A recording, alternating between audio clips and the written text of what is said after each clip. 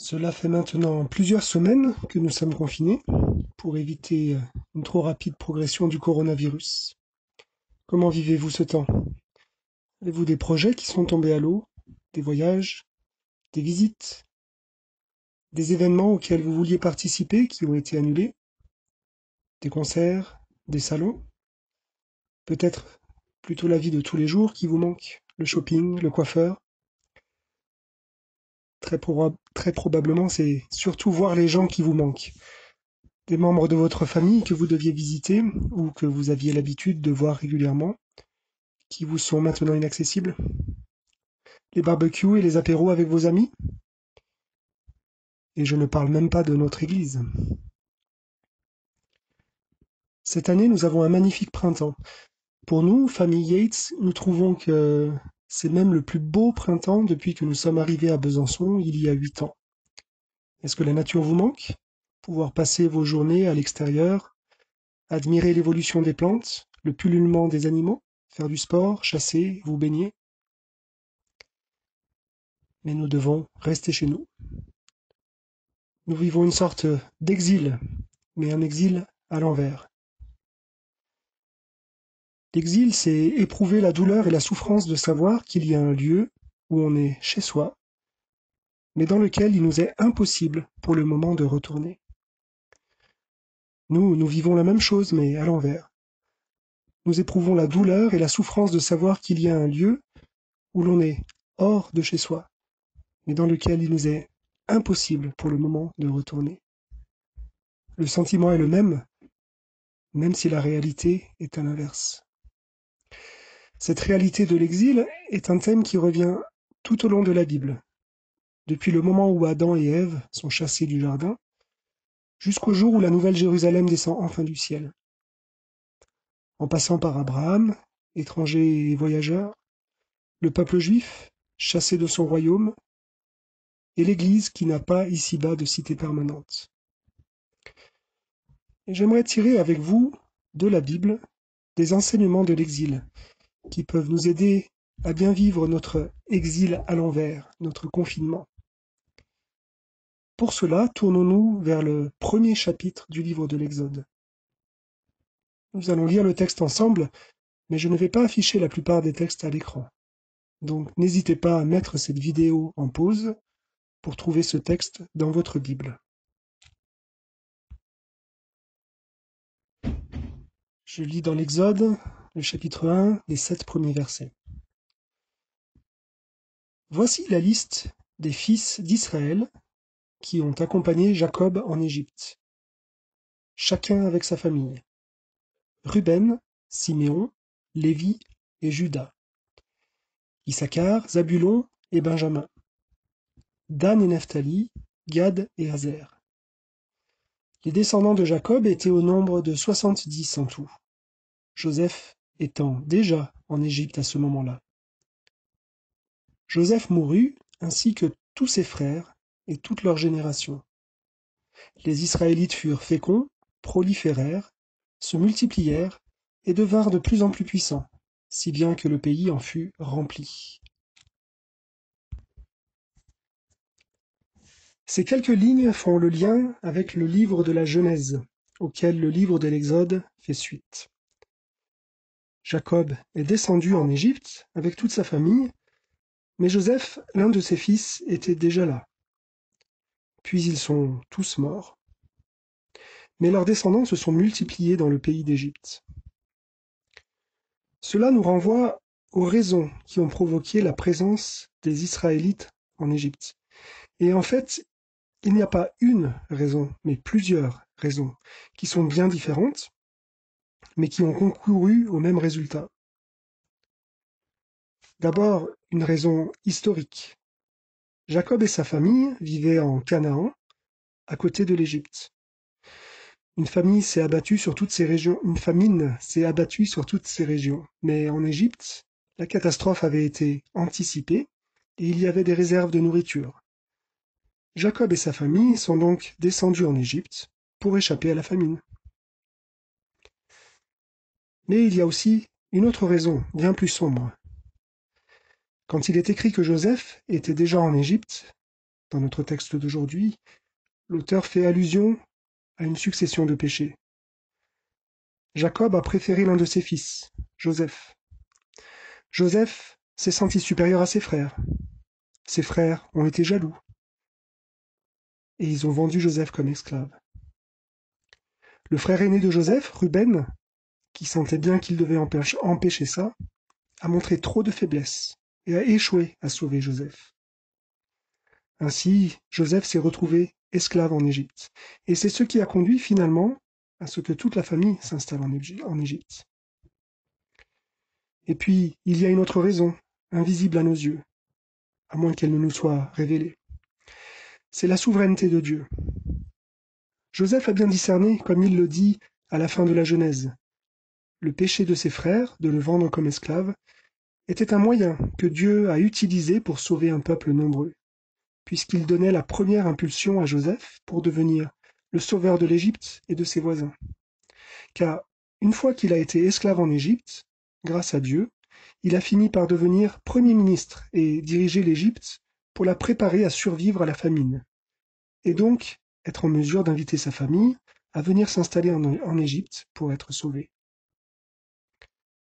Mais la souveraineté de Dieu va bien plus loin. Nous, lecteurs de la Genèse, savons que Dieu avait décidé de ces choses même avant la naissance de toutes les personnes concernées, puisque il avait informé Abraham, l'arrière-grand-père de Joseph, que ses descendants séjourneraient en Égypte longtemps. Et il le lui avait dit avant même qu'Abraham ait des enfants. Alors, pourquoi cette famille s'est-elle installée et s'est-elle multipliée en Égypte? À cause des circonstances? À cause du péché? À cause de la souveraineté de Dieu? Toutes les réponses sont vraies d'après le texte. Et je trouve que c'est une bonne leçon pour notre exil confiné. Nous aimons les pourquoi. Nous voudrions pouvoir tout expliquer. Comment sommes-nous arrivés là? La preuve, c'est que si vous regardez un petit peu les réseaux sociaux, par exemple, il ne se passe pas une seule journée sans révélation fracassante. Il paraît qu'on nous ment, il paraît qu'on nous cache des choses, il paraît que des intérêts supérieurs à notre bien et à notre santé guident nos dirigeants. Ces informations, vraies ou le plus souvent fausses, sont relayées à cause de notre soif de pourquoi. Et quand on demande pourquoi, on voudrait une réponse simple et claire. Apprenons à refuser cette tyrannie du pourquoi simplificateur. Comment sommes-nous arrivés là? Les circonstances? Oui, c'est certain. Nous vivons dans un monde déchu. Le péché a tout gâché, et donc des choses mauvaises se passent même sans l'intervention de l'homme. Et les épidémies en font partie. Il est même étonnant qu'il n'y en ait pas plus. Que le confinement nous rappelle que cette terre n'est pas notre maison, et nous aide à aspirer à notre vraie maison, où il n'y aura plus d'épidémie.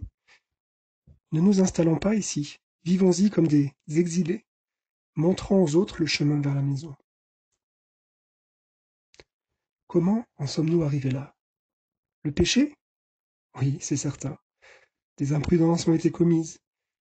Des personnes n'ont pas pris leurs responsabilités. Des intérêts personnels l'ont emporté sur les intérêts de la communauté. Il y aura un moment où certains devront rendre des comptes, mais en toute honnêteté, je suis incapable de dire qui est coupable, qui est innocent. Et je ne me fais pas d'illusions, si un jour il y a des enquêtes, des coupables échapperont à la justice. Notre monde est comme cela. Mais ce n'est pas à nous de juger. D'abord à cause de l'exemple de Joseph, qui a pardonné ses frères qu'il avait vendus esclaves, alors qu'il n'y avait aucun doute sur leur culpabilité. Mais surtout, ce n'est pas à nous de juger parce que, quand il s'agit de péché, la Bible nous appelle plus à nous examiner nous-mêmes qu'à condamner les autres. En me lamentant sur mon confinement, je veux apprendre à me lamenter sur mon péché. Ai-je été imprudent par rapport à cette épidémie? Trop léger? Oui, c'est certain. Ai-je mis d'autres en danger? Du coup, c'est certain aussi. Ai-je tendance à chercher les limites des règles du confinement pour les contourner sans être attrapé? Est-ce que j'ai encouragé par mes modes de vie cette organisation qui a abouti à un système de santé fragilisé, à une dépendance de la Chine pour les médicaments et les ustensiles de santé, à une culture où on hésite trop longtemps à se confiner à cause d'autres considérations qui semblent aujourd'hui bien secondaires? Aucun de nous, individuellement, n'a créé cette crise, mais je doute que l'un de nous en soit complètement innocent. Peut-être est-ce l'occasion d'apprendre à nous repentir à nouveau sur nos petits péchés, petits à nos yeux en tout cas. Comment en sommes-nous arrivés là? La souveraineté de Dieu? Dieu règne dans cette épidémie. Et même si on ne comprend pas ce qu'il vise, il est absolument certain qu'il va se glorifier dans cette crise. Depuis le début, je prie surtout pour que cette crise qui nous humilie en tant qu'humanité, en tant que civilisation et en tant que pays, soit une planche de salut. Maintenant que notre humanité est à genoux à cause du virus, je prie qu'au lieu de se relever tant bien que mal, elle reste à genoux pour rendre hommage à son Créateur. Qui sait si ce grand bouleversement ne poussera pas beaucoup à la repentance? En fait, je ne sais pas. Dieu a ses projets et je n'ai pas besoin de les connaître.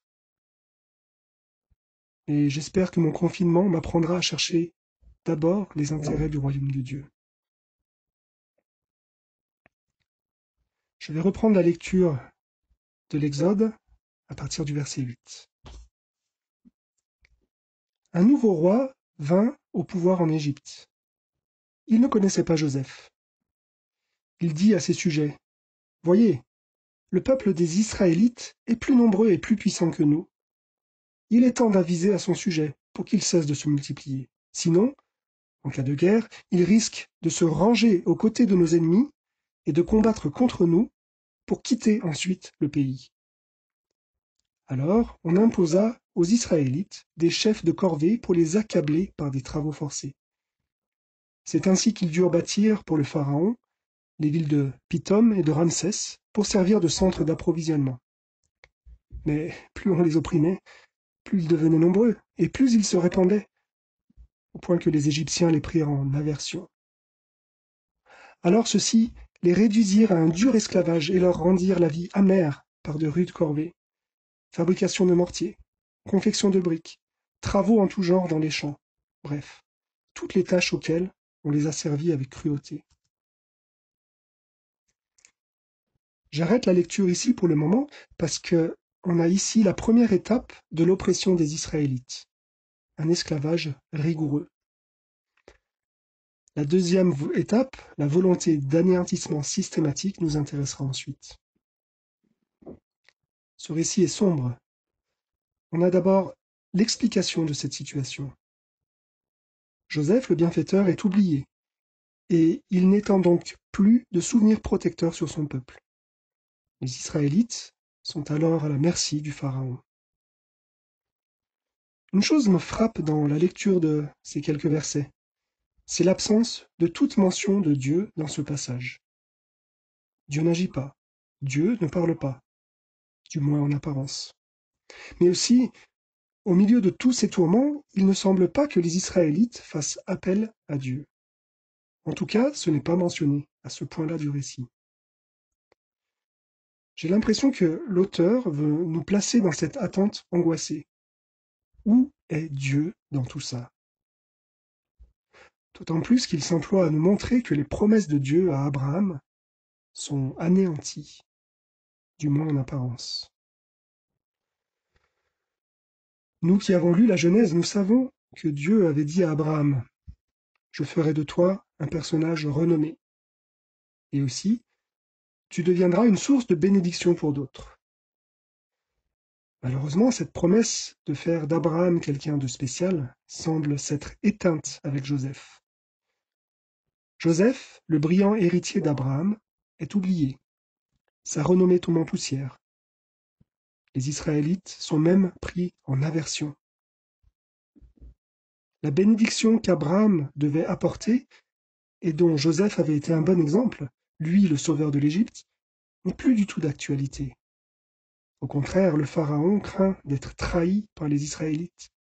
Il n'attend d'eux aucune bénédiction. Nous qui avons lu la Genèse, nous savons que Dieu avait dit à Abraham, au sujet du pays de Canaan, « Je donnerai ce pays à ta descendance ».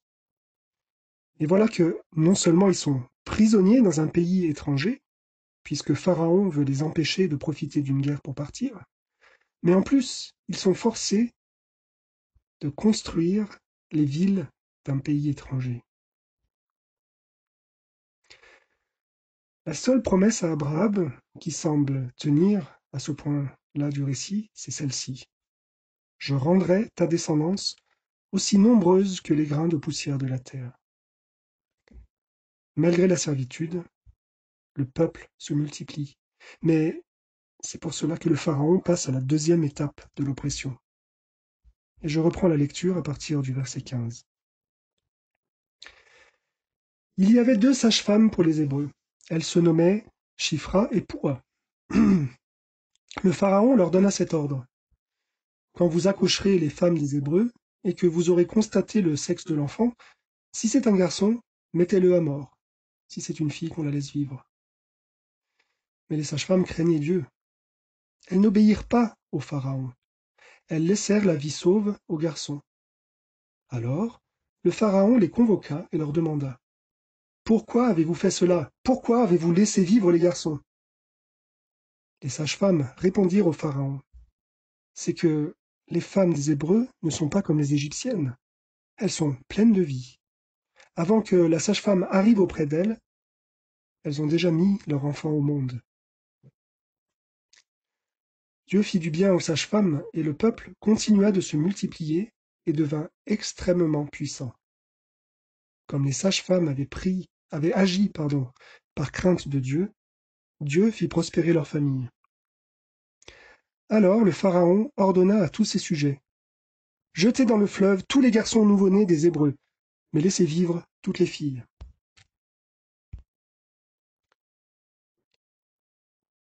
Il semble que les promesses de Dieu à Abraham soient particulièrement visées dans cette situation. La seule qui semblait pouvoir se concrétiser est maintenant attaquée directement. L'élimination systématique des garçons devait bien sûr, à terme, conduire à la disparition du peuple. Mais c'est ici que le nom de Dieu est enfin mentionné, parce que 2 personnes, prévues pour être des rouages dans le mécanisme de destruction des Israélites, les sages-femmes, ces 2 personnes craignent Dieu. On n'entend pas parler de qui que ce soit qui craigne Dieu avant cela. Les opprimés n'ont apparemment pas fait appel à Dieu. Mais ces 2 femmes qui auraient probablement pu obtenir des avantages en obéissant à l'ordre infâme du Pharaon, préfèrent prendre le risque d'honorer Dieu en choisissant de désobéir et de couvrir toute leur contre-manigance. Dieu est aussi nommé parce que, on le voit agir, il fait du bien à ces sages-femmes qui le craignent. Et ce petit détail change toute notre lecture du récit. Dieu semblait absent. Mais s'il bénit des personnes qui cherchent le bien des Israélites, c'est que lui-même veut le bien des Israélites et peut se mettre en marche. Alors qu'attend-il ? Peut-être qu'il attend que les Israélites aient appris toutes les leçons qu'il veut leur apprendre dans leur exil. Peut-être qu'il attend que le cours naturel des événements se poursuive. D'ailleurs, le dernier verset du chapitre introduit la phase où les petits garçons hébreux sont jetés dans le Nil. Et nous, lecteurs de l'Exode, nous savons que Moïse, l'instrument de la libération du peuple, sera parmi ces garçons. Dans sa souveraineté, Dieu bénit celles qui bénissent le peuple, mais il met encore un délai à son intervention. Alors, quelle leçon tirer de l'amertume du confinement ? Dieu permet des temps difficiles, où tout semble se détruire. Il l'a toujours fait, et visiblement, il le fait encore. Nous ne devons pas être surpris quand les épidémies se produisent, quand les économies s'effondrent, quand les gouvernements, les systèmes de santé, les circuits d'approvisionnement, les libertés qui paraissent être acquises quand tout cela nous fait défaut. Notre appui n'est pas dans ces choses, il est en Dieu seul. Parce que lui, au contraire, est fidèle, et il reste aux commandes des événements. La pandémie ne l'a pas surpris. Il sait pourquoi elle a lieu, quels en sont les effets aujourd'hui, et quels seront ses effets dans l'avenir. Nous sommes pleins d'incertitudes, mais lui connaît déjà l'avenir. Et quand tout semble se détruire, lui a encore le pouvoir de bénir. Il le fait comme il veut, il le fait en son temps, il ne le fait pas sur commande. Il le fait quand il le décide souverainement, dans sa fidélité et son amour sans faille. Quand c'est difficile, c'est l'occasion d'apprendre à faire confiance à Dieu. Toutes ses promesses, il va les tenir. Alors bien sûr, il faut faire bien attention à quelles promesses nous croyons. On a vu beaucoup de prophéties ces derniers temps qui nous disaient que Dieu épargnerait ceux qui lui sont fidèles, tant dans leur santé que dans leur prospérité. Ceux qui ont cru ces prophéties ont été ou vont être déçus, parce que ce sont de fausses prophéties. Dieu n'a pas promis le paradis sur terre. Peut-être que notre avenir, c'est un travail dur et acharné parce que notre économie sera en ruine. Et certaines églises ont déjà à déplorer plusieurs victimes de la maladie. Mais Dieu est fidèle à ce qu'il a promis, pas à ce que nous désirons. Il nous a promis sa force pour tenir dans l'épreuve. Il nous a promis sa présence permanente quand nous voulons vivre en témoin. Il nous a promis de répondre à nos prières. Et tant d'autres promesses. Saisissons-les, ces promesses. Refusons de céder au découragement ou au pessimisme. Soyons des témoins. Prions avec persévérance. C'est le bon moment, encore maintenant. Alors pour l'instant, ce que je dis de Dieu peut paraître choquant. Il laisse son peuple dans un exil terrible parce qu'il a des buts précis. Cela peut sembler cruel, inhumain, mais c'est parce que ce n'est qu'un aspect de la réalité. Dieu n'est pas resté confortablement au ciel pour diriger les événements, même si ces événements incluaient un exil amer pour son peuple. Le Nouveau Testament nous révèle que Dieu nous a rejoints dans notre exil, dans la personne de Jésus-Christ. Alors que Jésus était encore tout petit, voici ce qui est arrivé. On le lit dans l'évangile de Matthieu. Un ange du Seigneur apparut à Joseph, le père adoptif de Jésus, dans un rêve, et lui dit : « Lève-toi, emmène l'enfant et sa mère, et fuis en Égypte. Tu y resteras jusqu'à ce que je te dise de revenir, car Hérode, le roi, fera rechercher l'enfant pour le tuer. » Joseph se leva donc, emmena l'enfant et sa mère de nuit pour se réfugier en Égypte. Ainsi, Dieu aussi a dû fuir loin de son pays et y rester un certain temps.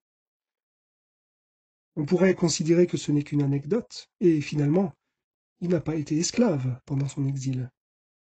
Mais cette insistance de la Bible sur l'exil de Dieu a une raison beaucoup plus profonde. En fait, l'exil terrestre, le fait d'être chassé de sa terre, n'est qu'une représentation matérielle d'un exil spirituel, celui d'être chassé de la présence de Dieu.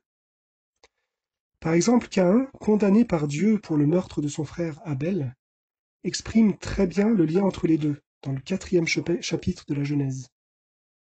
Caïn dit à l'Éternel : « Ma faute est trop lourde à porter.